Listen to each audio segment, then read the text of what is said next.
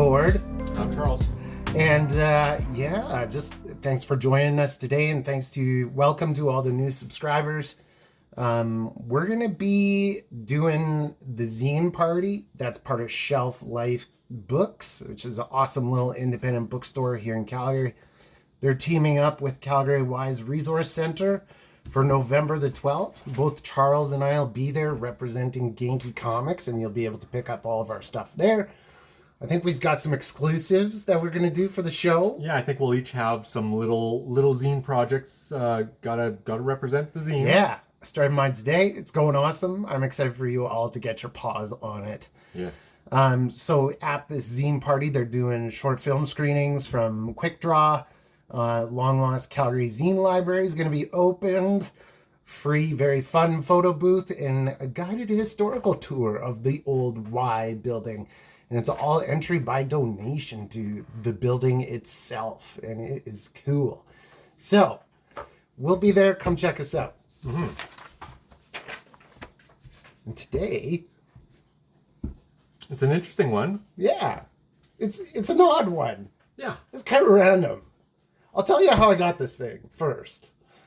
I was at a convention in Hillhurst one year, and it was towards the end of the day. I was there shopping. I wasn't there as a vendor.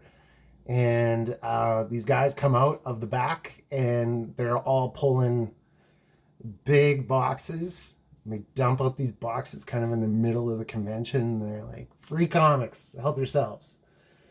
And I didn't know much about this era of comics at that time, not as much as I know now. I wish I would have known this stuff back then because they had a lot of great stuff. So I just grabbed a couple of paws full of what I could get my hands on.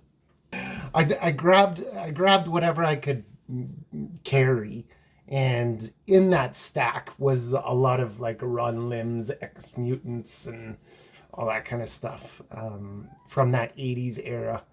Mm-hmm. Sometimes you think back to that and you think, oh, I know I spotted that thing that I know now I wish I had for my collection. Yeah, totally. But this is a really cool, even though it's so random, it's a neat little... cool little artifact. Yeah, kind of a time capsule almost. Yeah. So not the kind of thing I would normally read, to be honest. Like, it's very science fiction, intergalactic kind of... Yeah, it's the kind of thing I would read for sure. It's definitely more of a Charles comic than a Gord comic. Yeah. So I'm gonna let you take a bit of the lead on this, but maybe I should tell people, like, the reason why I don't like reading this stuff very much is because the trappings of the genre of the intergalactic seafaring thing. I feel like I've seen it before and seen it all, and I was surprised that this didn't fall into some of those trappings, which to me is the mark of a very good storyteller. Yeah, I think they actually approached the story in the right way. They didn't try to tell 1,000 years of backstory. Yeah. They just set up some characters and some situations that you can see the threads for where it will lead. Mm-hmm. But it doesn't try and get there just yet. Yeah, I think that's why it works. Good. Yeah, it's character driven, as these kinds of stories normally are, which is totally fine by me. But the characters that are presented in Dragonstar are legitimately interesting characters, I would say. Yeah, let's crack this thing and dive in there. So you're saying this is from a Montreal-based publisher that's no longer around. No longer around. Matrix Graphics. Cat. My goodness. So Matrix Graphics, yeah, and it's really a small, like a skeleton crew of people producing this thing. So your editor is also your publisher is Mark Shainblum. Yeah, so I've got some notes on some of these characters here. So I'll just mention a few things. Like, Matrix Graphics series it was a publisher out of Quebec. Went from 1986 to 1988. Oh, wow. So pretty short-lived. Only a small handful of titles, small handful of actual published comics. They did come back, it seems, and tried something in 2001 with another try at Captain Canuck through the many iterations of Captain Canuck that we've had. And Northgard. So Northgard being a character kind of like Captain Canuck, who has a modern life over at Chapter House Comics. And a few of the names on here, this sort of skeleton crew of creatives that are involved.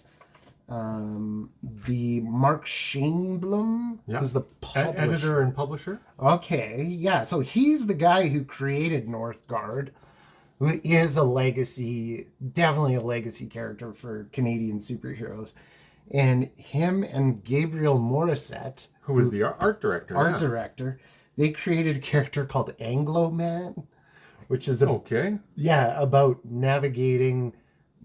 My understanding is navigating culture in Quebec during the 1980s. Oh, I see. Yeah, when the tensions were at their highest. Told through this kind of superhero. Interesting. Yeah, as the surrogate storytelling conceit. Yeah. Totally awesome. Seems to have had a pretty big life, and I get the impression Anglo-Man maybe is what spurred on the creation of the graphic or Matrix graphic series. But Gabriel Morrissette, nothing to sneeze at either. This art director here creating Anglo-Man, he created a character that is another legacy Canadian superhero named Fleur de Lis.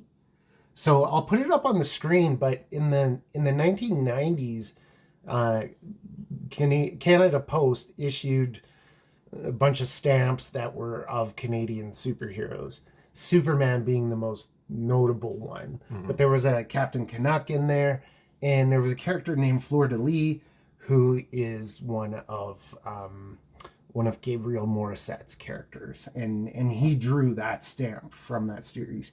But he went on to do a lot of other cool stuff, drawing titles like Doc Savage, Ragman, Spider-Man 2099. It was on a little series I really like called Checkmate from DC Comics. And then he was one of the lead animators on a cartoon, Savage Dragon. Oh, okay. Yeah, that really short-lived USA Network Savage Dragon cartoon.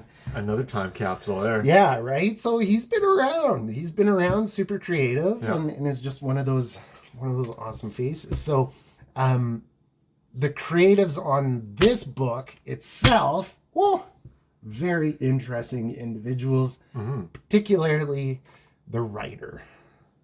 Yes. Yeah. So they mentioned her, she, in a couple places in here. So it's Mary Ann Bramstrup. Yeah, Mary Ann Bramstrup, who, before this, wrote a few novels. She was 4 novels in when they made this. Okay, so 4 novels in. And they were all in this universe. Same universe as Dragon Star. Same universe as this. Now, the interesting thing about her... Sorry, folks. Kitties. Cats. One of the interesting things about her is that she's not just a writer. In fact, it seems like she's had a more successful career as a family physician out in Fredericton, and is a pretty vocal advocate for good healthcare in New Brunswick, which is one of our eastern maritime provinces here in Canada. I checked out her family practice, and she's got good Google reviews from her patients. Good family physician. Nice to see she's doing well. We need more of them. So like I said, Dragon Star wasn't around for very long. In fact, I believe there was only 1 issue published by Matrix Graphic Series before the series was picked up by Caliber Press. It was a pretty big deal as well in the early comics, 80s comics here in Canada. Nothing published since this that she's done, except for those issues of Dragon Star Caliber, of which apparently Walt Simonson does an issue. Okay. Which is nothing to sneeze at. That's not a bad short legacy to have. Yeah, that's quite the pedigree. So Ian Carr, the artist here, is He did a serial called Between the Covers. His cover he did here. Yeah, he did it in the Globe and Mail. He's done a lot of work with Carlton, another comic publisher, and the Canadian Children's Annuals from that time. Okay. Which I gotta find, because I feel like it was like a government-sponsored book specifically for Canadian children that was full of comics from Canadian creators.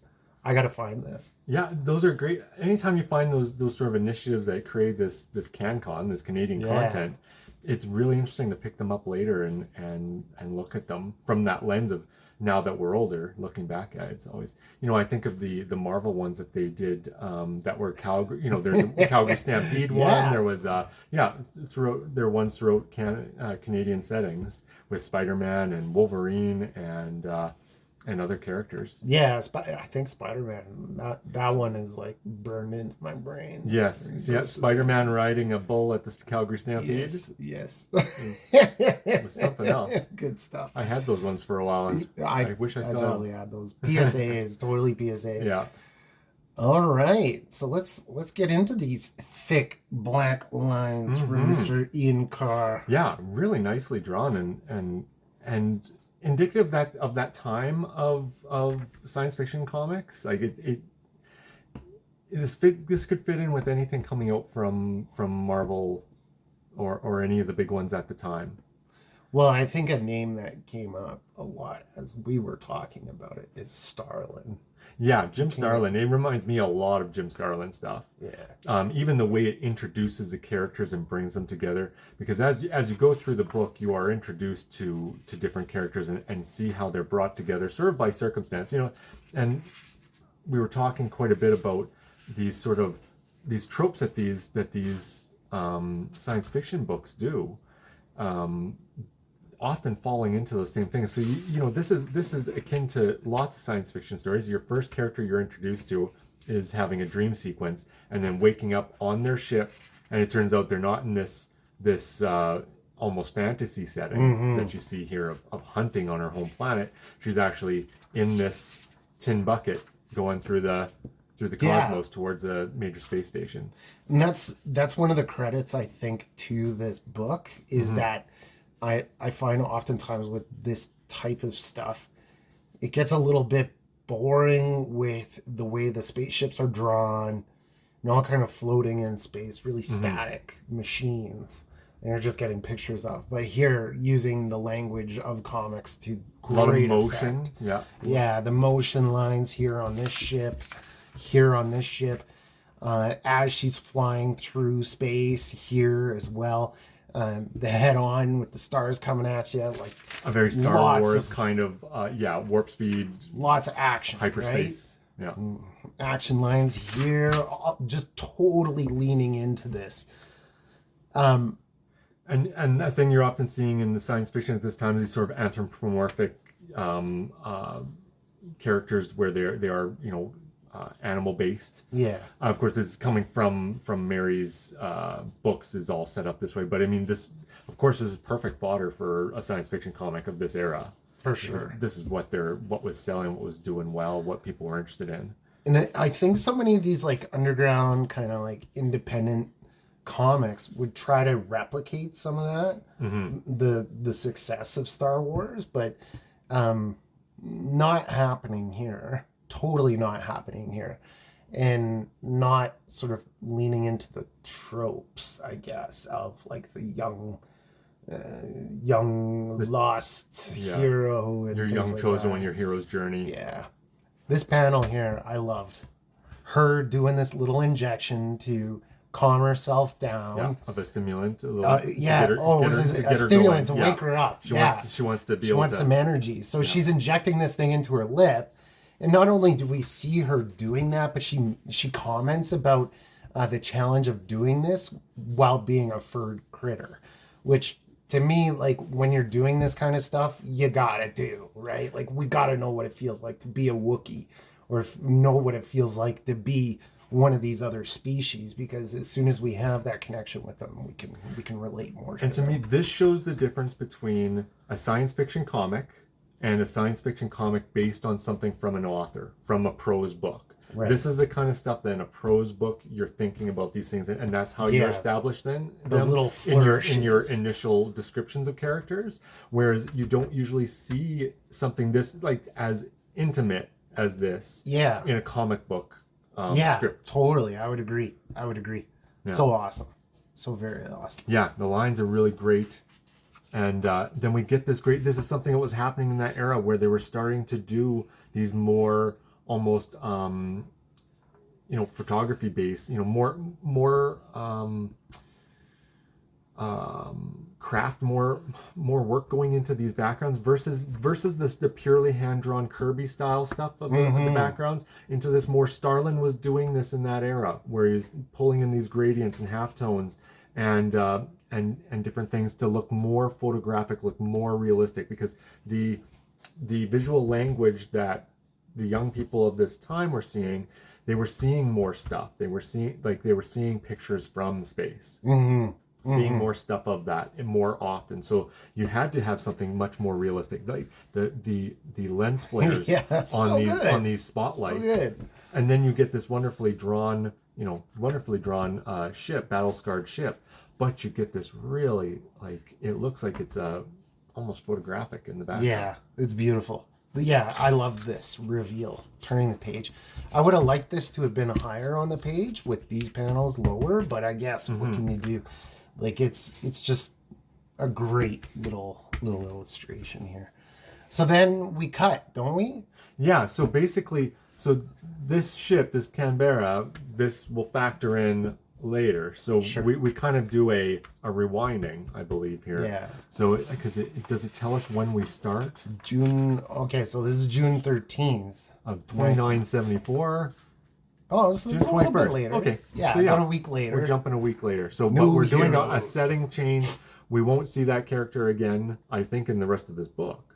I don't think we see this character again. Yeah, I don't think so. And now we start establishing the other characters. So this, as soon as I hit this page, I was thinking Starlin already as I saw this sort of thing. And then as soon as I saw these, this Eros looking mofo here with his little wingtips, and that's something that's carried on in a lot of these to show, it shows their status basically, and who they are and what race they are.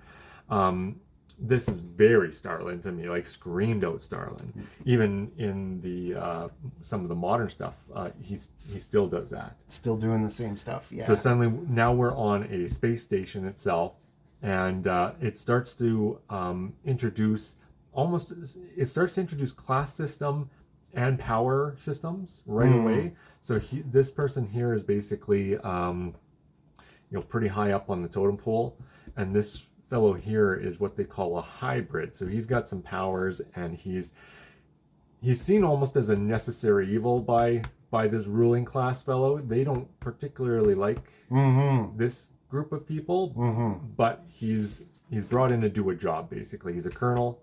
He's a higher up. He's an admiral, I believe, and he's bringing them in, and they're going to do some shenanigans, whole lot of shenanigans, and everything about the way this is laid out, even some of the way that the pacing and the dialogue and things go, just reminds me of that Starlin style space opera. That was so prevalent straight through from the 70s and then kind of resurgent again in the 90s. So here we are, like right in the middle of this mid 86 is a big year. Yeah, totally. Not too much I would say about this spread. Pretty typical. It really, it's one of those very, very necessary ones to set up motivations, because we're going to see this fellow here a lot more, and this is setting up his motivations and where his loyalties lie, because this changes deceitfully as we continue through this. You're totally that's a very tropey sort of thing, that when you're on the space station, there's always some shenanigans going on. There's always somebody comes to the space station, and the higher ups get word of it, and they start to hatch whatever things they have that they want to do. So we're introduced to our two other very main characters here. and it just goes right into a very, very conflict cool right from the beginning. Yeah, really cool action scene where he comes barreling out of his ship, the Exeter, with this young girl on his back. Yeah, I was pretty engaged with these two characters, and the question that sort of lingers throughout this whole comic, this whole issue, is like, what the heck are these two characters doing with each other? Yeah, how did they get all the other characters thrust are together? asking this, and he's not really answering it. There's clearly some conflict between the two of them. Yeah. But his intention is to take her to children's services. Mm-hmm. Yeah, and another good thing is he's even asking himself, why did I get myself wrapped up in this? Yeah. Why did I pick her up when from her planet, and now I'm stuck with her, and I just got to get rid of her. It's a very, you got that space mercenary. It's a very like Han Solo sort of thing of like, oh geez, I'm stuck with this dirt farmer. Mm-hmm. How do I get rid of him at the earliest convenience? Yeah, and the paneling up to this point has been really tight, right? Mm-hmm. Really tight. And then we get into this where it's sort of spilling out. Yeah. As there is a bit of a physical altercation between them. Chaos. Yeah, definitely chaotic, spilling into this and then holding the kid up. Maybe what Bill Murray was doing to Seth Green? I don't know. Did you hear about this? No. Okay. Oh, dude. Apparently he dropped Seth Green into a garbage panel when he was a kid. Oh. Yeah. I was just reading about this. All right. So going back to the story. Yeah, I found him to be pretty interesting. But like the thing that I do want to highlight that, I don't know, every page flip that we've done so far is the lettering. The lettering is so good in this issue. Everything is really professional in this. Mm-hmm. It doesn't, the editor and publisher talks in that very first foreword at the beginning about how quickly this came together. But this looks really professional, really polished. It looks like they were able to take more time than obviously they were able to with their deadlines. So yeah, this does establish this character of Merrick. I think his name is Merrick. Yeah. Merrick. It sets him up as being known in the space station, respected in the space station, also feared. So as somebody comes up and starts to want to mess with this girl, he very quickly shuts him down. Something wrong, Lieutenant? Yeah. So he's part of the establishment. He's part of that power structure of the whatever this sort of military, probably Navy base that this is. Yeah. And is feared by them. Yeah. So, the way it sets that up right away and sets up that conflict, and then she is already starting to think, oh geez, he's willing to fight for me. Maybe this guy isn't so bad. You can just picture, she's probably been sitting basically in the brig of his ship since he picked it up, stewing and hating this guy, and now she starts to go, oh geez, maybe this is maybe the only friend I got on this station. Yeah. Very, classic sci-fi, super classic. And so here we are at Children's Services. Which I gotta say, I suspect Marianne, who wrote this, had some kind of interaction. Because some of it at times feels like really specific. Like she saw something go down, maybe as a family physician, where she's got kind of a bitter attitude towards that group and maybe exercising some of that bitterness through this character. She's being asked, well, do you have anything to say about what we're going to do with you and where you're going to go? Yeah, you're all a bunch of... And this is neat lettering. Yeah. This is totally neat lettering. A paste up right on top of the lettering. Something that we're told to avoid and never do. And they're doing it here to great effect. It works awesome. I don't know. I suspect she actually, or he actually lettered underneath that actual, and then pasted on top. Yeah, you can see. So it starts, I believe you're a bunch of goddamn something. And so it goes right into it immediately. So they... I laughed out loud when I saw that. This was good. I thought that was really great. Yeah. And it also starts to talk... there's a funny little in-joke here in the universe of him running out. Great, I'm finally done with that kid. But where the heck did she learn to swear like that? Because I certainly wasn't. She doesn't speak. When I picked her up, she didn't speak interworld, which they all do on the station. That's also another big trope of science fiction, right? And she says, "Oh, must have learned it from my computer." And of course he did, because the serial number ends in 4Q2.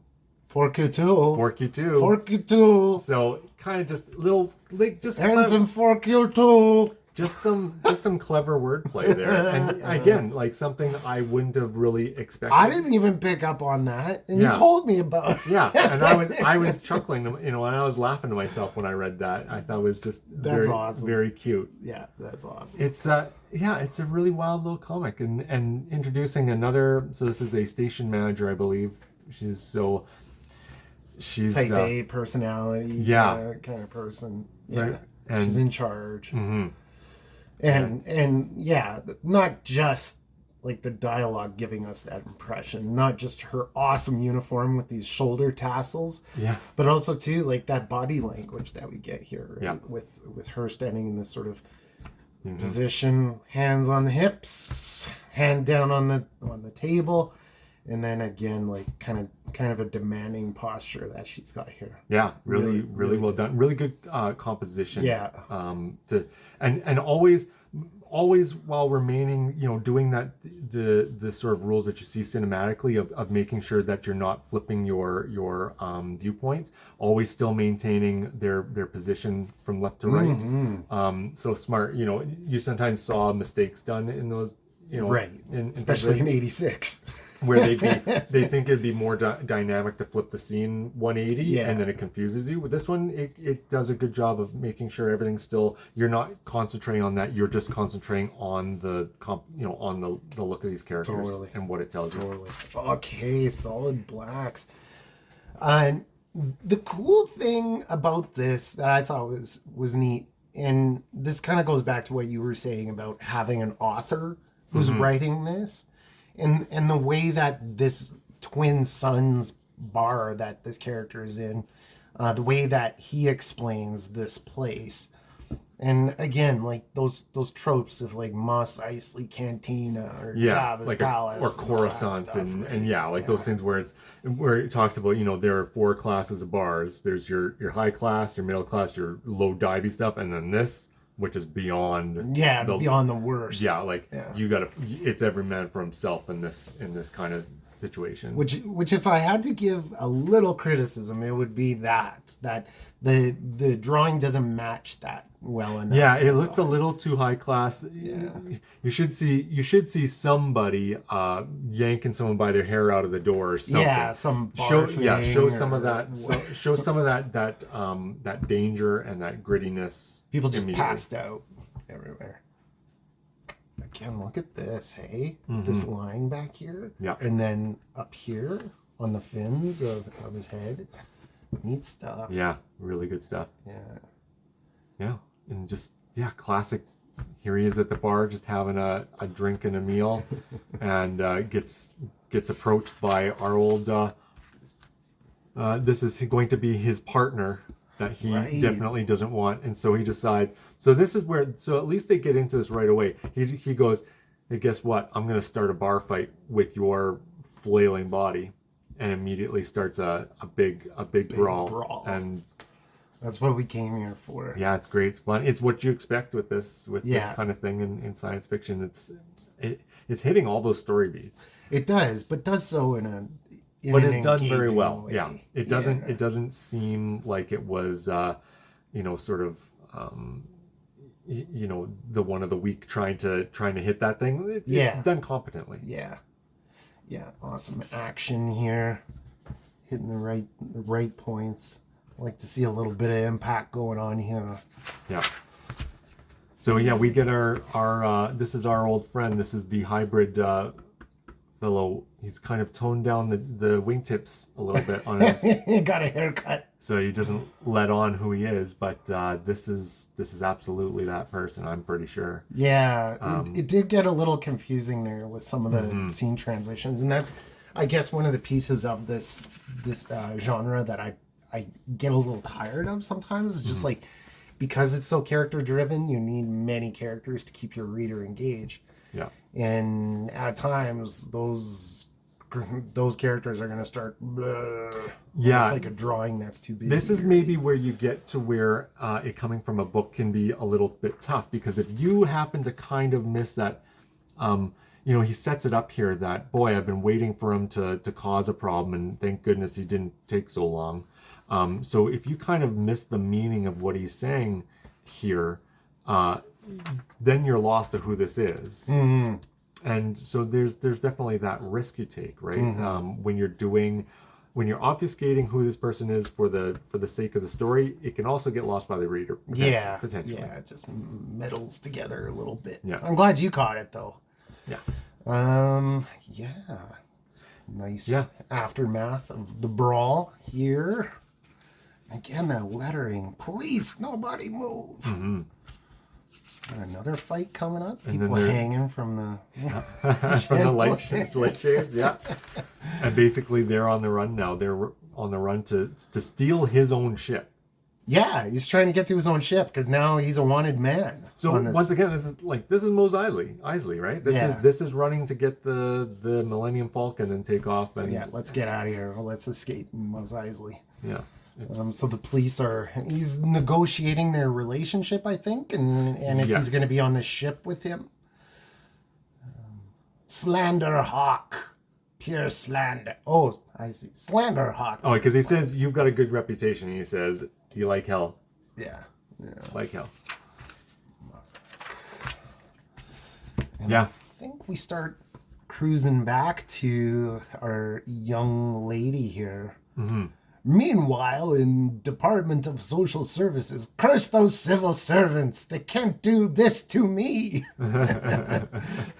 So yes, they've been setting up, they've never shown it yet, but they've set up throughout this in small bits of text, of dialogue, that she has some sort of power. We don't know what kind yet, because it's always been nullified with a damper field. Yeah. But we know that eventually she's gonna pull out something at some point. But this fellow here, it was established earlier, he has sort of a teleportation that he's able to do. So he's able to zip in and out despite...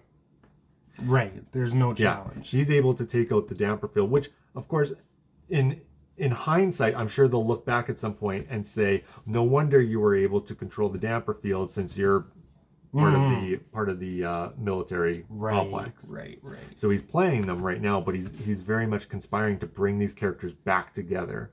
And it's great. I love the fact that they introduced these two together. So Merrick and the girl, and then is bringing them back together. So they already have some of that history. She's already thought to herself, maybe this is someone I can trust. And now they're being brought together. Mm-hmm. It's just, it's a neat way to pull together a team. Yeah, it does all those things. We were talking about Starlin, and it reminds me very much of like Dreadstar stuff. But anything, like we've been talking about Star Wars, Guardians of the Galaxy, especially the newer movies, does this exact thing. You pull a bunch of unlikely people together by circumstance, and they become family over time. Totally. And what reminds me so much of Dreadstar is you've got the anthropomorphic creatures, you've got some very odd creatures, you've got animals based. It hits all those things, and it brings these people together, and they become like a tight-knit group and a tight-knit family. Yeah. And the Long Way to a Small Angry Planet, which is like a super hot book. Even that author, she's hitting those same beats, and that book came out, I think, 5 years ago. So they're sowing the seeds here. So they're sowing the seeds of that dynamic and doing it really well. And I think so. That's the relationship I'd be paying attention to in the next couple issues. It's like, how does that all come about? And how's the second issue is about how they came about. I think it's an origin story of their relationship. But again, back to the space this battle galactic stuff, them flying away, and all these action lines thrown in here without any kind of it's not too rigid. It all makes sense. It very much, to me, this reminds me of the old Battlestar Galactica. So not the really popular one from the 2000s, old 70s, one or two seasons and done. Because you can almost, back then it was always these shots of these spaceships, and it was sort of recycled footage all the time, and it would make that sound as they went by, and this just like you can almost hear that, you know, their drive engines going. Absolutely. It's very much in that 80s. There's Buck Rogers in 21st Century. There was the Battlestar Galactica. It's very much that, and like the action that it shows is just silent. Awesome. I like that they don't have the sound effects in there for the ships. But they imply, you feel it in those swoops, especially having everything have that swoop and that really graceful, you know, that ballet of a space battle. Nice. And they're off. Yeah, and he's just made to find, I'm stuck with her again. Yeah. He's back. Yeah, totally. This is a neat little thing too with the onboard navigation system. They always have a hologram face, and it's different. Navigator, just how they do his speech, or their speech, I should say.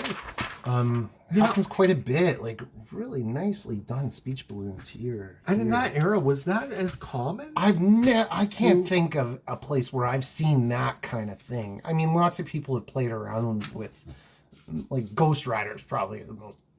Yeah, he always had flame around his black flame around it. But yeah, that's neat. That's to denote that where the AI is talking, where the ship's computer is talking, and not quite robotic either, right? Like they could have gone into that. They could have done digital like analog, ASCII looking text, but they didn't. And they did the same thing with the one in the beginning. And of course, on this one, the ship's computer resembles someone from her race. Right. Oh yeah. So you can see you can see how everybody does their things similarly. Maybe their ships even come from a common manufacturer. That's a common thing in a lot of these, where it's especially like Larry Niven stuff, like Ringworld. There's also, you know, Ringworld. If anybody has ever read any science, or if they're interested in it, Larry Niven's Ringworld series. This also reminds me of that. Oh. It's also a story of a group of people brought together who have tension and become like family, and they go off to an unknown world and discover basically a ring world. If you've played Halo, the Halo is a ring world. Yeah, that's what it is. Yeah, right. So it reminds me of that same sort of thing, and really cool, really great, and this awesome pinup. I love this pinup. Appears out of nowhere. It's really good. Appears out of nowhere, and love is this drawing. Just I would totally read that comic, whatever it is. Yeah, it's interesting that they must have just had a page and said, hey, who is this Bem? Hey Bem, 850, whatever that is, come draw something, and that's pretty great. The jam, with Bem as well. Ah, okay. I gotta look up the jam. I should have looked it up in prep for this video, but I know the jam coming out of Canada was a really big deal. And there was a bunch of artists who got their start in this, and I don't even think. So is it a compilation when you saw it? So it was different artists coming together. Yeah, a bunch of different artists coming together. Yeah. Yeah. Once again, I wonder if it started with Matrix and then maybe it got picked up by another publisher. Yeah, I want to say that right it was published by. It's escaping me now. We'll probably see it on one of the flips here. And Ottawa's original comic source, Collector's Stop on Carling Ave in the Westgate Mall. I don't know. I've never been to Ottawa. I don't know if that place still exists. Let us know in the comments. Or Dragon Lady comic shop on Queen Street West. I did a tour of the Toronto comic stores a few years back. I don't remember going to Dragon Lady. I suspect it don't exist anymore. Yeah. Too bad. So Gabriel Morrissette did the drop for the and awesome style. Yeah. Oh, Renegade Press. That's the one I'm trying to think of. Renegade Press, the original Renegade Press, not the one that's awesome and around right now. Not our nice our Alberta homegrown Renegade. This is a different Renegade. I think the jam came out of Renegade, and then we got an ad on the back for Now Comics. So it's nice to see these small publishers rubbing each other's backs a little bit and buying ad space and promoting each other's work, which is so good. I like to see that. Yeah. Yeah, really, really quite cool. Yeah, maybe it's just because I'm so big into Starlin stuff that I see those links to Starlin all the way through it. You know, even his recent stuff in the last few years of this hardcore station. You were talking about that. Is mostly prose stuff, but it reads, you know, all the stuff taking place on the space station, and the deceit there reminds me of his hardcore station books that he's been putting out the last few years. And yeah, really cool. This is something I wish would have caught on more, because I think the problem is probably because, you know, we've mentioned all the way through it that how much of this stuff you see over and over, this kind of the tropes that you see. Yeah, it gets lost. Unfortunately, a lot of these kind of get lost to time. But I think this was a good one. I thought it was great. I'm going to seek out. Now, we had looked, and there's maybe another couple issues that 2 issues, I think, from Caliber. Yeah, I'm going to seek it all out, because and maybe we'll return to it. And absolutely. I'm very open to that. I'm going to start looking for those hopefully before they disappear. Because who knows how many they actually published. Yeah, I don't think there's much. It might be where there's not very many, but they're in the 50-cent very fine bids. Are you gonna seek out her novels and see what you can?